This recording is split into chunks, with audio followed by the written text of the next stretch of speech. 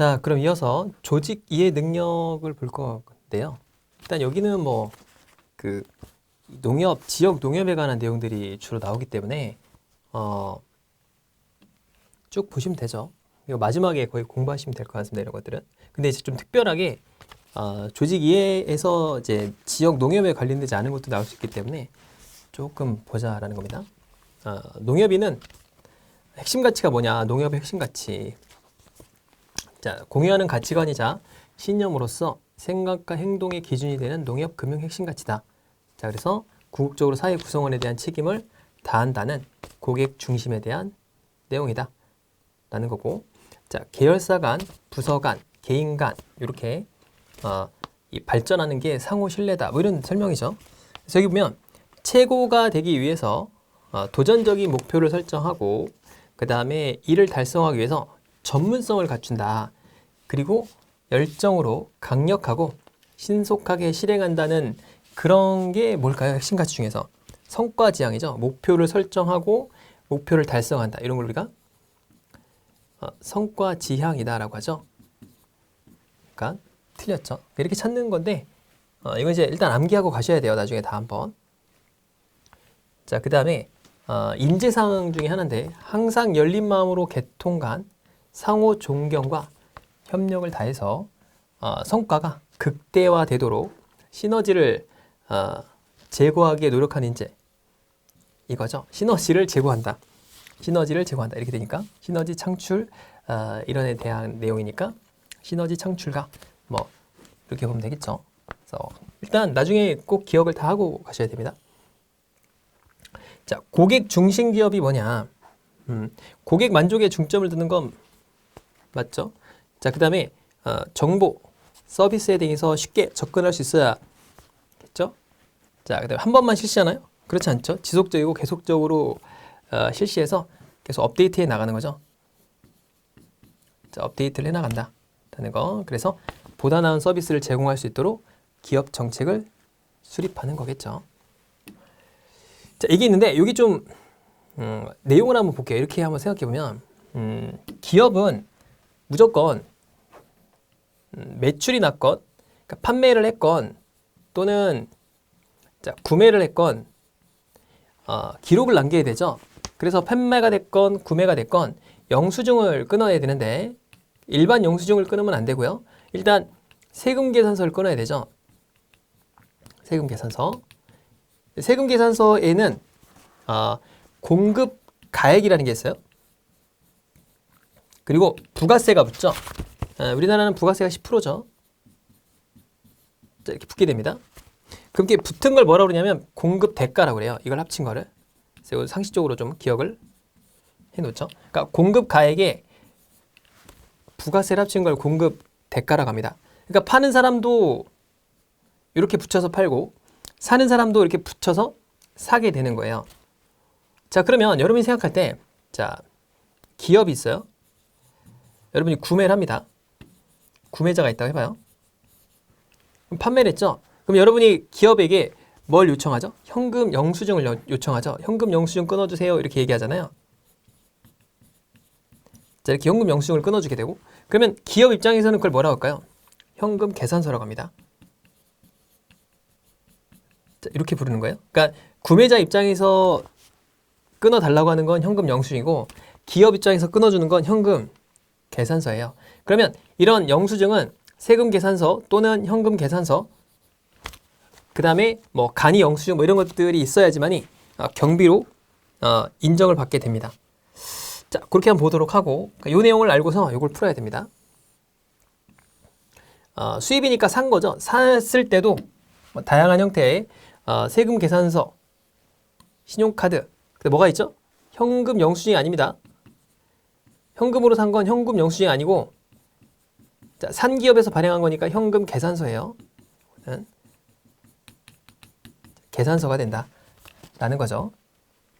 자, 수익 금액이니까 돈을 번 겁니다. 번 거.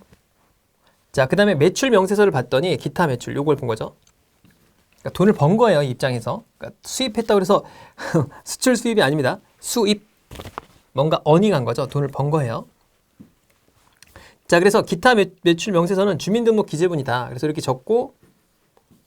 적는데, 자, 공급가액에다가 부가세를 합친 걸 뭐라고 그랬죠? 공급 대가라고 한다. 라는 거죠. 자, 그래서 이게 현금 계산서입니다. 그러니까 매출이 일어난 거죠. 누군가 기업에 가서 구매를 했어요. 그러면 그 구매자에게는 영수증을 끊어주고 회사 입장에선 계산서를 발행을 했겠죠. 그 다음에 여기 보면 부가세가 되겠죠. 이렇게 부가세를 합친 게 공급 대가라고 합니다. 그래서 꼭 기억을 좀 해놓으세요. 자, 조직 내 의사결정 과정입니다. 진단 단계, 그러니까 조직 내에서 의사를 결정할 때 뭔가 문제가 있다. 그럼 심각성에 따라서 체계적 혹은 비공식적으로 이렇게 진단을 하게 되고요. 자, 개발 단계에서는 해결 방안을 모색하게 되겠고, 자, 그 다음에 설계 단계에서 기존 해결 방법을 검토하나요? 자, 그렇지 않죠. 그러니까 기존의 해결 방법을 검토하는 건 탐색 단계죠. 탐색 단계. 그러니까 탐색 단계에서 기존의 해결 방안을 보고서 이제 이 해결을 어떻게 다시 다른 방법, 새로운 문제에 대해서 결정할 것이냐를 판단하는 거죠. 실행 가능한 해결하는 선택은 의사결정권자의 판단. 이거 되게 중요하죠. 의사결정권자가 다 했는데 우리가 좋은 방법이야 라고 했는데 사장님이 야, 그건 안 돼. 그럼 발장 꽝이죠. 토의와 교섭으로 이루어질 수 있다. 그래서 기존 해결 방법의 검토는 탐색 단계에서 진행이 됩니다. 자, 업무에 대한 내용입니다. 여러분이 업무라는 게 뭐냐? 업무는 상품이나 어떤 서비스를 창출하기 위한 생산적 수단이 되겠죠. 자, 업무는 조직의 목적 아래 통합되죠. 그 목적이 뭐에 있느냐 따라서 통합되고요. 자, 여러분들은 여러분의 업무를 자유롭게 선택할 수 있나요? 그렇지 않죠. 어떤 도구처럼 직장에서 선택되어진 대로 하죠. 여러분이 하고 싶다고 무슨 원하는 대로 다 갈 수 있나요? 그렇지 않죠. 그러니까 틀렸죠, 이건. 자, 다른 업무와 독립성 정도가 다르다. 자, 리더십입니다. 조직 성원, 그러니까 조직 구성원들로 하여금 조직 목표를 자발적으로 노력하도록 영향을 주는 행위다. 자, 그 다음에 자신의 주장을 소신 있게 나타내고 격려하는 힘이고, 상사가 하급자에게 발휘되는 형태인가요? 그렇지 않고 요즘에는 전체적으로 하급자도 상급자도 하급자에게 서로 영향을 미치는 거죠. 그래서 리더십이라는 건 이제 전방위적으로 다 일어나는 걸 말합니다. 그래서 리더십은 전방위적, 이게 중요한 단어예요. 전방위적으로 발휘되는 거다라고 생각하면 되겠죠. 자, 동기부여와 관련된 내용입니다. 자, 조직원에게 곧바로 보상하는 얘기를 긍정적 강화라고 한다. 그러니까 목표 달성을 해서, 자, 오늘 목표를 달성했어요. 그럼 바로 10만 원 꽂아주는 거죠. 그럼 바로 효과가 나오겠죠. 그러니까 야구 선수들이 이렇게 홈런 치면 막 거기서 막 500만 원씩 꽂아주고 이러면 얼마나 잘 치겠습니까? 자, 단기적인 관점에서 보면 공포 분위기로 인해서 직원들이 일을 적극적으로 할 수 있도록 하지만 장기적으로는 공포감 조성이 오히려 해가 될 수도 있겠죠. 그래서 그러니까 막 동기부여를 해가지고 하세요 막 하고 안 하면 삭감 이렇게 하면 막 하겠지만 오히려 공포감 조성이 해가 될 수도 있겠다. 그러니까 적극적으로 처음엔 하겠지만 나중에는 막 지치고 하잖아요. 자, 그렇다는 거고. 자, 조직원 스스로의 조직의 일원임을 느끼도록 해주는 게 중요하겠고요.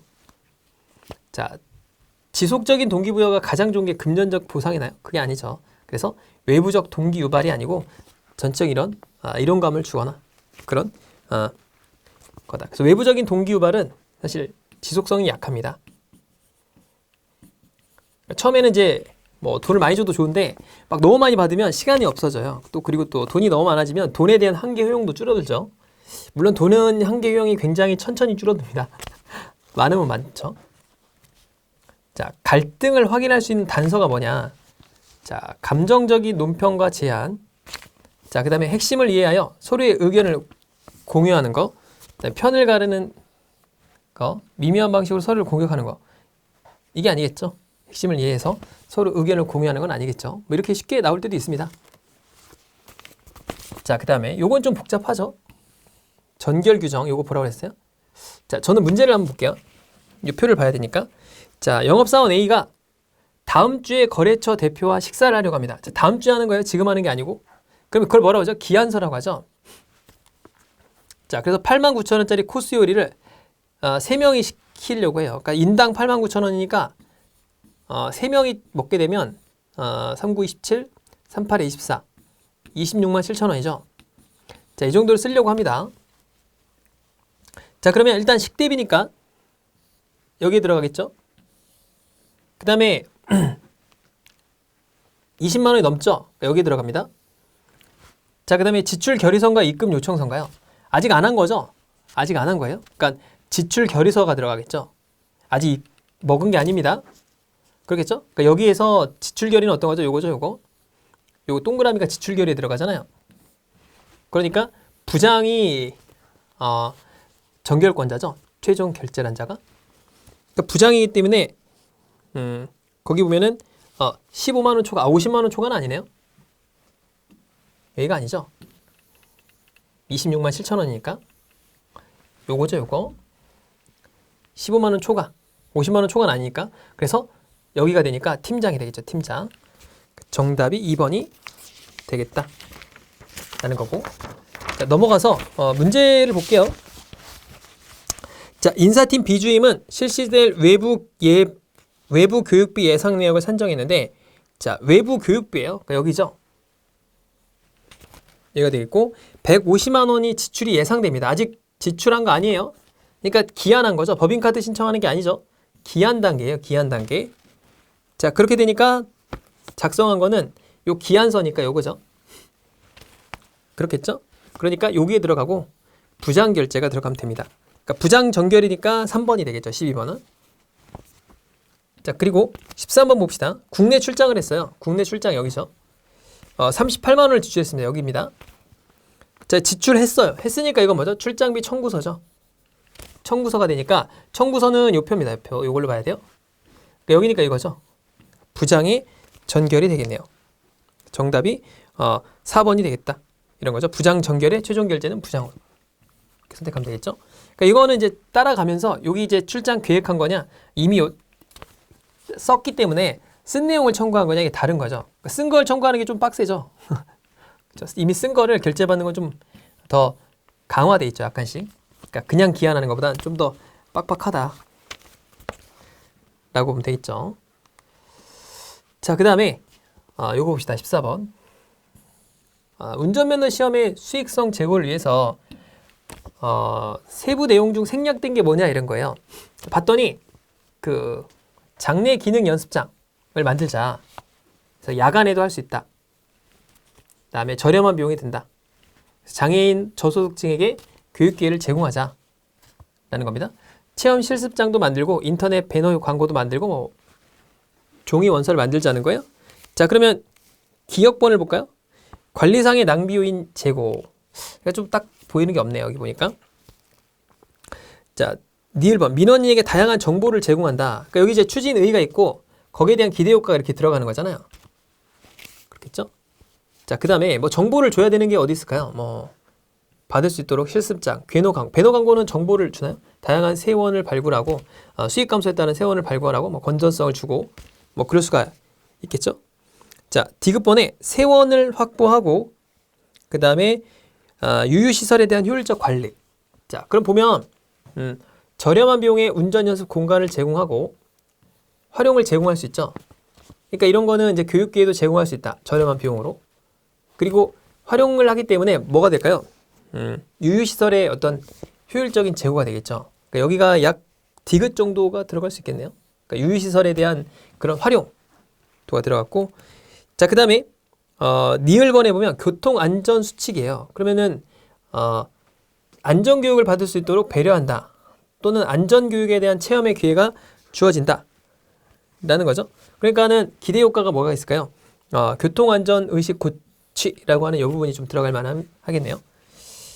자, 그 다음에 인터넷 배너 광고가 있고, 자, 종이 원서를 응시 카드로 대체하면 뭐가 있을까요? 원서 필요성 논란이 있고, 그 다음에 뭐죠? 관리상의 어떤 낭비 요인이 제거되죠. 그러니까 이거 뭐 원서로 작성하니까. 그래서 어디서나 접수 가능하고 관리상의 낭비를 제거할 수 있겠죠. 맞춰보면. 자, 그 다음에 마지막으로 요게 뭘까 될까요? 그럼 남은 게 이제 니은번밖에 없죠. 여기가 이제 기억번이 되니까. 그러면 여기 볼까요? 니은번이 뭐죠? 민원인에게 다양한 정보를 제공한다. 자, 배너를 놓으니까 수익 감소에 따른 다양한 세원을 발굴하니까 재무 건전성 강화가 되고, 인터넷 배너가 있으면 어떻게 되죠? 뭔가 이렇게 다양한 정보를 제공할 수도 있겠죠. 그래서 이렇게 비례 효과를 적어 놓으면 좋겠다. 그래서 이렇게 딱 분리한 거죠. 그래서 맞는 걸 고르라고 했으니까 가는 디귿이죠. 가는 디귿. 가가 디귿이고, 나가 니을, 그 다음에 다가 니은, 그 다음에 라가 기억이 되겠네요. 그러니까는 정답이 5번이겠네요. 5번. 그렇죠? 자, 그렇게 풀었던 문제이고요. 자, 넘어가서 15번 보게 되면 주가지수 계산 방법이 뭐냐. 자, 요거죠, 요거. 그럼 나머지 뭐냐? 이게 주가지수라는 게 뭘까요? 우리나라는 코스피죠, 코스피. 요건 S&P라고 그래서 스탠다드 앤 푸어스에서 발표하는 미국에 있는 500개 주가지수 종목을 다 나타낸 겁니다. 코스피 200은 뭘까요? 우리나라에 있는 1등부터 200개의 종목을 지수화 시킨 거예요. 나스닥은 미국에 있는 기술주들을 모아놓은 거죠. 그럼 이게 무슨 방식이냐라는 거죠. 그러면 이 나머지는 다 시가총액 방식이라고 그래요. 시가총액. 얘는 가격 가중 방식입니다. 그래서 이거랑 같은 게 니케이 225 있죠? 여기 같은 방식이에요. 그러니까 예를 들어서 이런 거죠. 예를 들어서 우리나라에 있는 전체 어떤 시장의 주식이 A하고 B밖에 없다고 해볼게요. 그러면 주가가 있고 주식수가 있어요. 그럼 얘 10,000원이고 얘는 10만 원이에요. 만약에. 그렇다 해볼게요. 근데 주식수는 똑같이 얘는 한 주고 얘는 한 주, 얘는 10주가 한 주입니다. 그러면은 요 A의 가치는 얼마죠? 그러니까 이걸 시가총액이라고 하죠. 그러면 10만 원이 되겠죠. 두 개 곱하니까 얘도 10만 원이 되겠죠. 그러니까 전체 시장의 가치는 20만 원입니다. 자, 그래서 주가가 올랐다. 만약에 전체의 주가가 이렇게 10%씩 똑같이 올랐어요. 얘도 10% 오르고 얘도 10%가 올랐습니다. 그럼 얘 11,000원이 오르고 얘 11만 원이 됐겠죠. 만약에.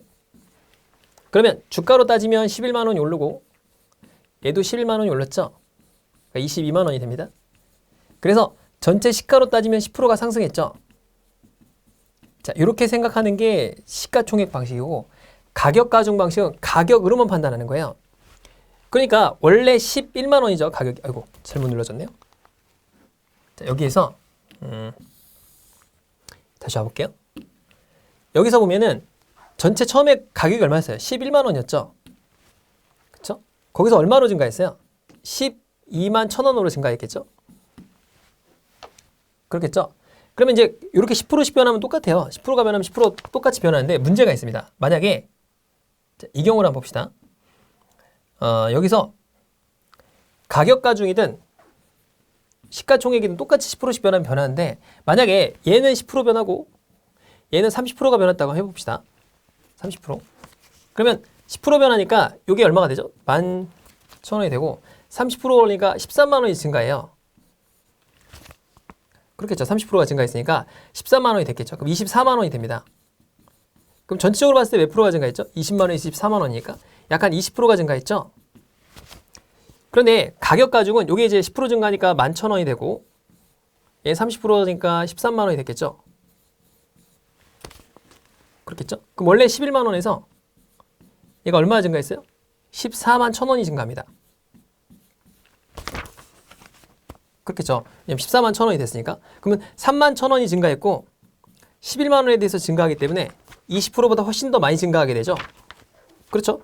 그 31만 원이니까 3만 1,000원을 11만 원으로 나누면 증가한 게 훨씬 더 많이 증가하죠. 왜 그랬을까요? 왜? 가격이 높은 게 더 많이 변했으니까 그렇죠. 그래서 가격 가중 방식에서는 비싼 주식이 많을수록, 비싼 주식이 많이 오를수록 주가가 많이 오르고요. 시가총액은 상관없죠. 가치가 큰 게 많이 올라가야 주가가 많이 변하겠죠. 그런 걸 우리가 말하는데, 그래서 다우존스 지수는 30개 종목이에요. 30개 종목의 가격만 이렇게 가중한 거기 때문에 비싼 주식이 많이 올라야 좋겠죠. 그래서 비싼 주식이 뭐가 있어요? 보잉 같은 거예요. 보잉이나 이런 것들 비싸거든요. 그럼 보잉 같은 게 많이 오르면 주가가 많이 오르고 싼 것들은 시가총액이 클 수 있지만 왜냐하면 주식수가 많으면 그건 떨어져도 지수에 영향을 많이 못 미칩니다. 그래서 이런 걸 뭐 시가총액 가격 가중이다 라고 하는 거죠. 자, 그 다음에 요 경기부양인데 경기부양을 하는 걸 뭐라고 그러죠? 양적 완화 또는 뭐 금리 인하를 통한 양적 완화 이렇게 부르죠. 돈을 막 풀었어요. 그래서 그걸 축소해 나가는 걸 뭐라고 그러죠? 출구 전략이라고 합니다. 또는 뭐 테이퍼링 이렇게 부르죠. 그러니까 늘어났던 통화량을 점점 줄이는 거를 출구 전략이라고 해요. 이게 출구 전략을 하면 사람들이 굉장히 싫어하겠죠. 왜냐면 금리가 올라갈 테니까. 그러면 시장에서는 그렇게 좋은 신호는 아니고요. 주가가 보통 떨어집니다. 자, 교역 촉진법. 자, 이거 뭐냐면 늘어나는 경상수지 이 적자를 해소하기 위해서 환율 조작국이라고 직접 이렇게 찍는 거예요. 누가? 미국이. 자, 미국은 항상 물건을 사주잖아요. 물건을 삽니다. 그러면 상대방들은 자기 물건을 싸게 만들려고 환율을 상승시켜야 돼요. 환율을 상승시키면 자기네 나라 물건이 싸집니다. 그러니까 서로 막 환율을 막 서로 올리는 거예요. 중국도 올리고 막 미국도 올리고 중국도 올리고 일본도 올리고 우리나라도 올리고 막 다 올리면 미국에서는 물건을 사야 되는데 점점 어떻게 되죠? 더 싸니까 더 많이 사겠죠. 그럼 경상수지 적자가 발생합니다. 그러니까 미국에서는 보니까 안 되겠다 이거죠. 니네 환율 조작국이야. 환율 그만 올려. 이렇게 하는 게 교역 촉진법입니다. 좀 어렵죠? 잘 나옵니다. 자, 국제배기 기준인데 여기 이제 IFRS라고 하죠. 국제배기 기준. 우리나라도 도입을 하는데 우리나라는 코스피, 자, 코스닥 상장 법인만 해야 돼요. 이건 의무입니다. 다른 기업들은 안 해도 돼요. 이게 어렵고 또 보수적이라서 잘 안 납니다. 그러면 어디서 하느냐? 유럽 해요. 유럽이랑 뭐 기타 이런 나라들은 대부분 다 이 IFRS를 도입하고 있는데 미국은 안 합니다. 미국하고 일본은 아직 안 하고 있어요. 한다고 하다가 안 해요. 배신 때렸어요. 일본은 미국 따라가죠. 그래서 일본도 한다고 그랬다가 미국 안 한다고 하니까 같이 따라갔습니다. 시장의 충격이 커서 그래요. 그러니까 안 하고 있어요 아직. 그러니까 우리나라는 원래 카프라는 걸 하고 있죠. 그래서 이 미국의 카프를 베낀 게 K카프죠. 근데 그걸 지금 현재 쓰고 있고요. 그게 이제 코스닥이나 코스피 이외의 법인들, 그럼 나머지겠죠 다. 그런 애들은 아직도 이걸 다 쓰고 있습니다. 자, 그 다음에 처벌을 받느냐? 처벌받지 않습니다. 이거는. 물론 뭐 여기들은 다 무조건 써야 되니까 뭐 그런데 일반 기업들은 처벌받지 않아요. 쓰지 않아도 상관없습니다. 지금은 뭐 의무가 아니기 때문에.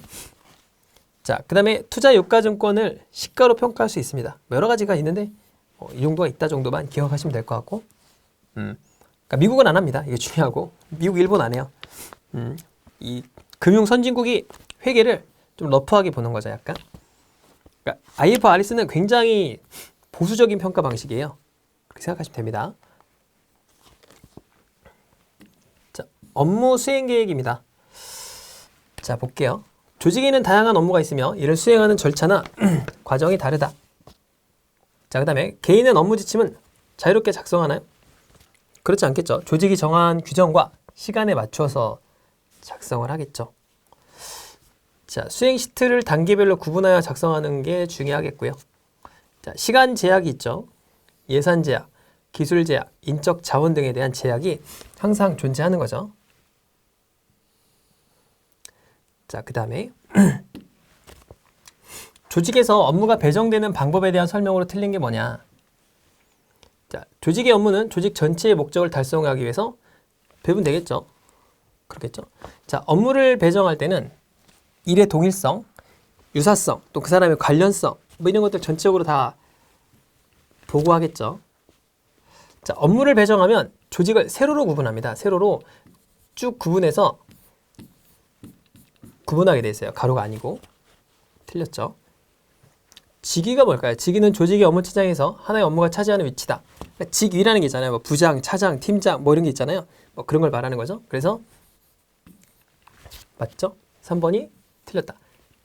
조직을 세로로 구분합니다. 그러니까 어떤 일을 할 때 쭉 이렇게 뭐 직위 서열별로 뭐 정결이라든가 이런 것들도 다 지기 서열이 있는 거죠. 자, 그 다음에 요걸 한번 볼게요. 21번. SK텔레콤은 통신 서비스 공급자인데 요건 좀 보아야 돼요.